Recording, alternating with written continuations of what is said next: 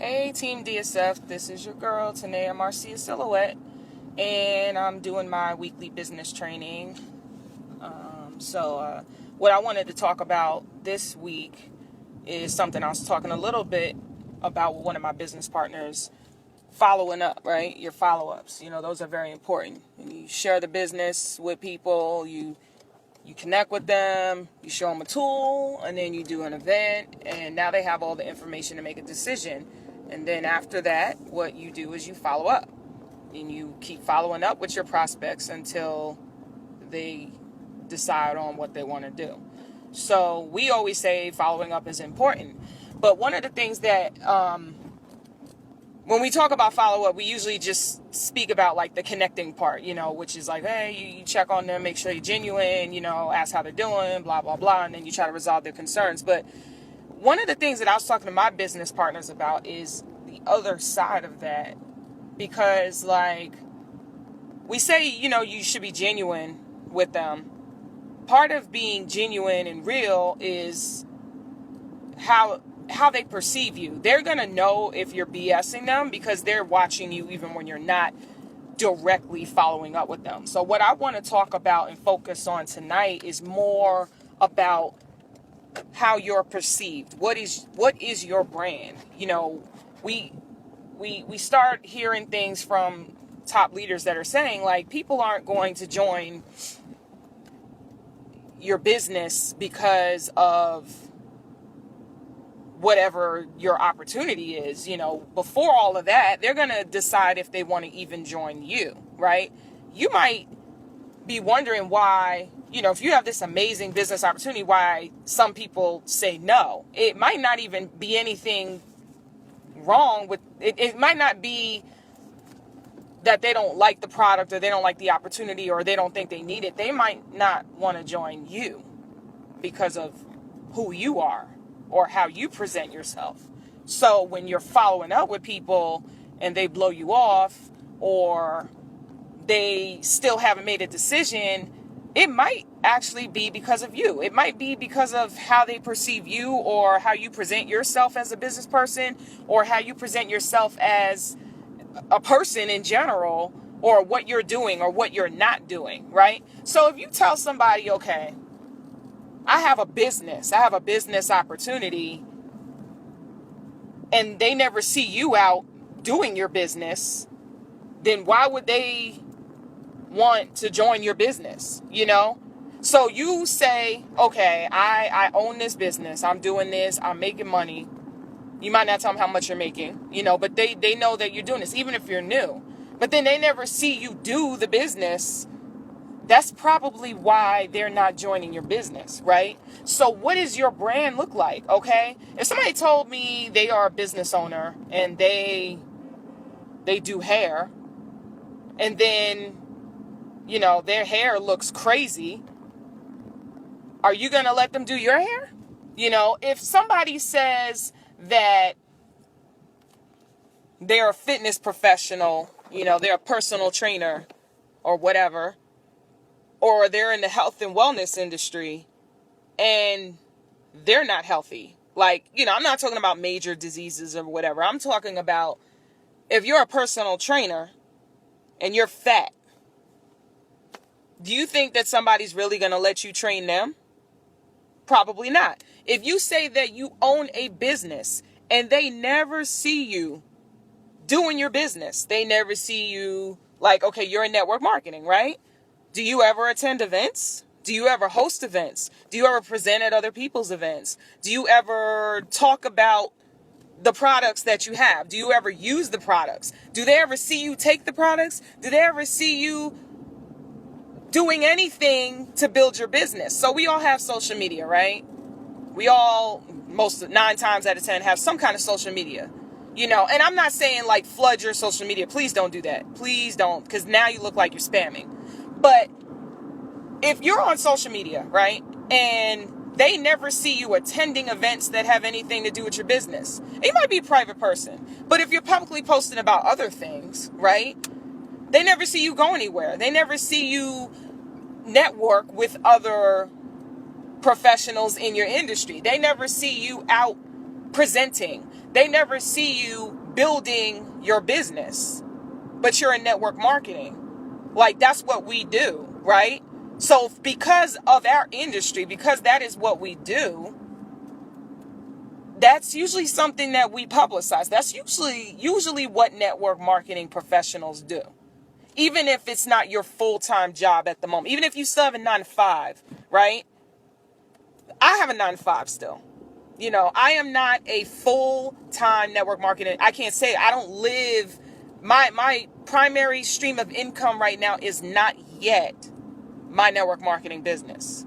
But everybody that keeps up with me, that I deal with on a regular basis, even the people that I don't deal with on a regular basis, that are just on my social media, for instance, but people that really know me, they know I have a business. They know I have multiple businesses. So when I present the opportunity to them and I follow up with them and we're talking and we're saying, oh, this is what I've been up to, you best believe I don't even need to bring up my business because they're going to bring it up for me. So when you follow up with your prospects and we're asking each other, hey, how's everything going with your life? And they ask how things about me, it's going to come up because they asked me, what have I been doing since the last time I spoke to them? Somewhere on that list of things that I've been doing since the last time I spoke to them is related to my business.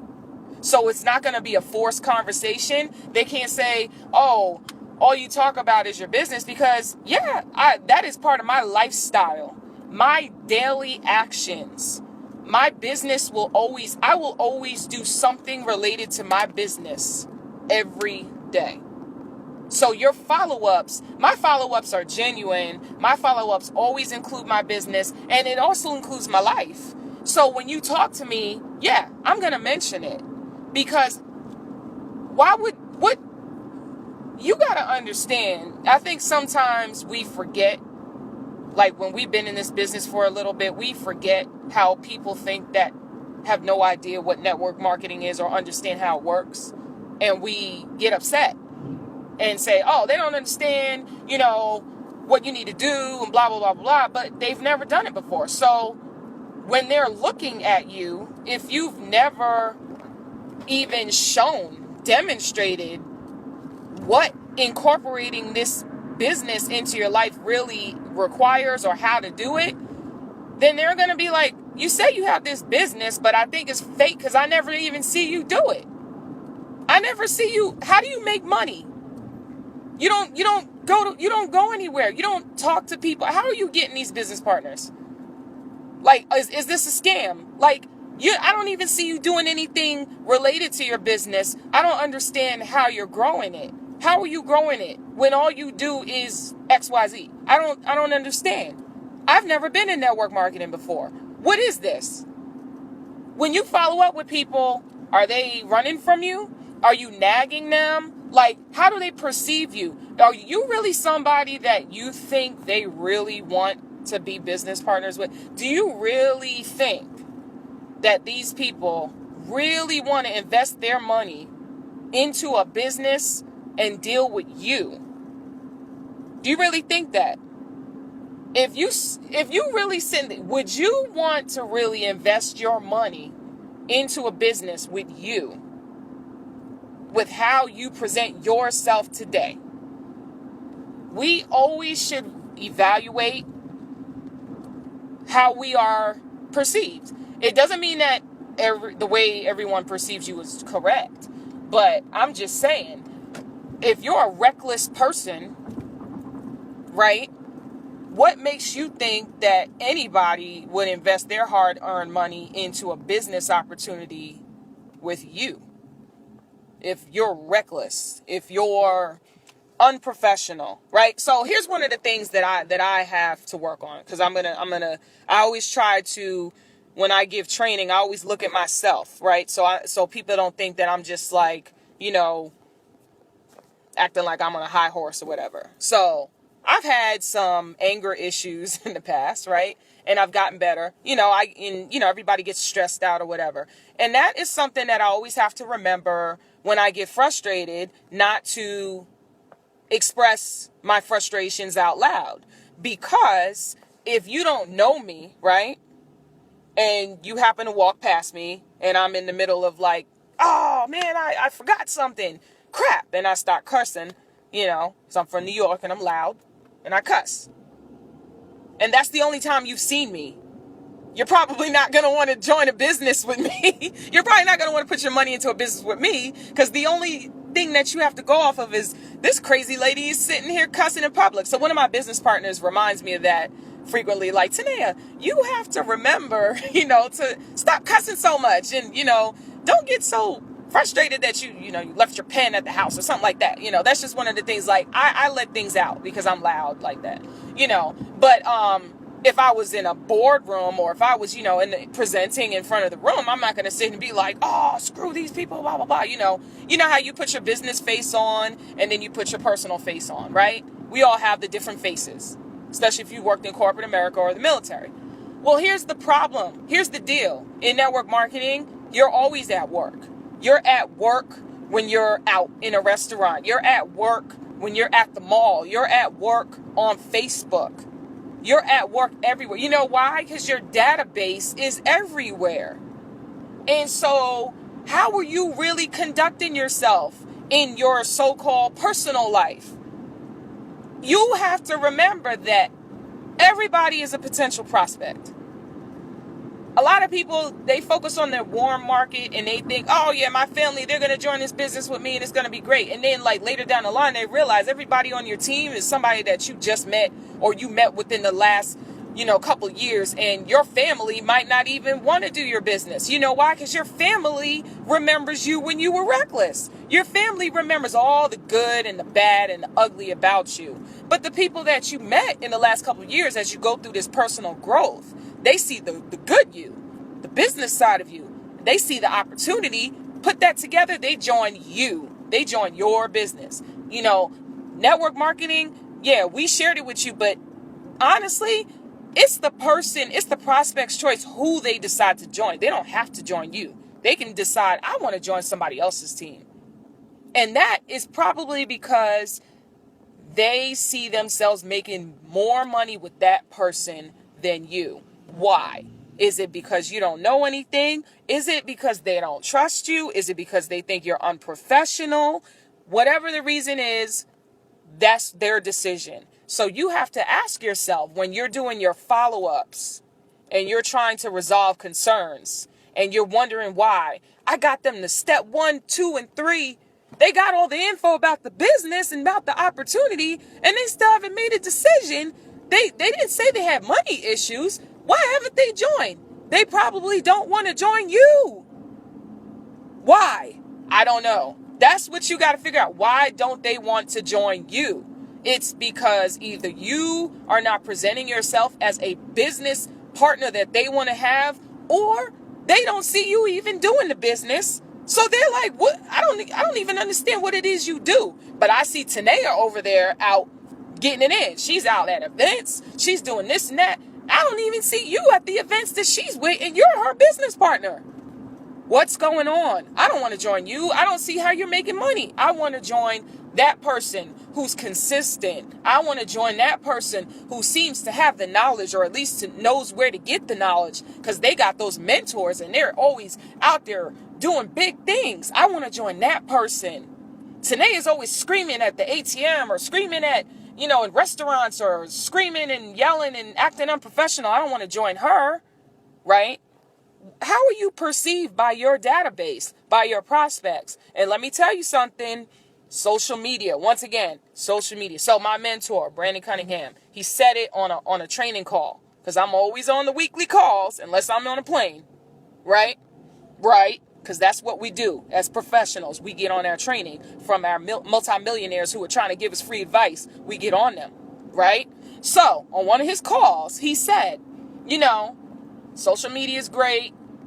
We all have, so you have your business page on Facebook. We'll say Facebook. You got your business page, and that's cool. And you have your personal page. And you have a right to put whatever you want on your personal page. It's your page, right? If people don't like it, get off. But let me tell you something that he pointed out. because you have decided to become a network marketing professional, even on your personal page. Who's on your personal page? Your database. Do you really want to post something on your personal page that might alienate your database? Probably not, right?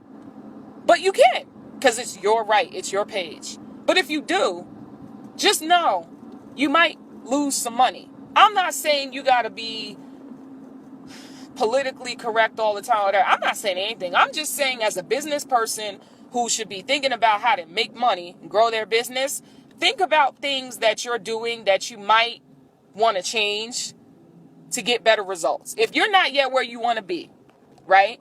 And you're wondering why when you do your follow-ups, you're not getting them to a decision, or they are getting to a decision and they're saying no, and it's not a money problem. It's not,